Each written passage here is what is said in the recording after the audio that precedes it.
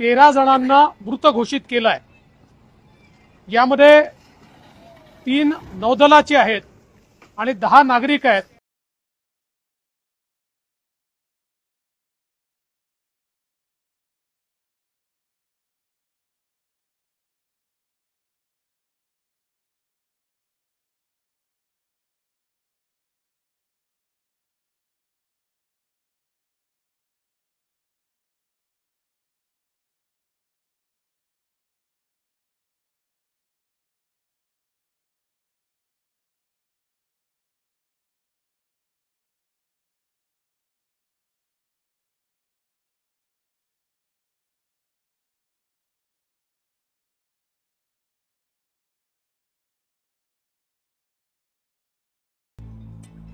सायंकाळी 7:30 पर्यंत 13 जणांना मृत घोषित केलं आहे।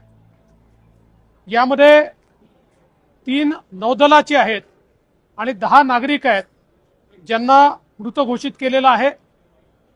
2 गंभीर जखमींना नौदल रुग्णालयामध्ये दाखल करण्यात आलेलं आहे आणि या संपूर्ण प्रसंगाचं गांभीर्य लक्षात घेता नौदल, कोस्ट गार्ड, मुंबई पोलीस यांनी तातडीनं बचाव कार्य हातात घेतलं।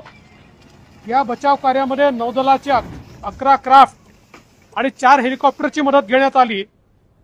अद्यापही शोध कार्य सुरू आहे, त्यामुळे याची अंतिम माहिती उद्यापर्यंत आपल्या हातामध्ये येईल।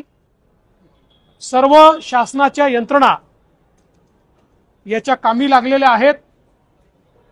जे काही मृतक आहेत त्या मृतकांना 5 लाख रुपयाची मदत ही या ठिकाणी मुख्यमंत्री सहायता निधीच्या माध्यमातून दिली जाईल आणि या संपूर्ण घटनेची सखोल चौकशी ही शासनाच्या वतीनं आणि नौदलाच्या वतीनं केली जाईल।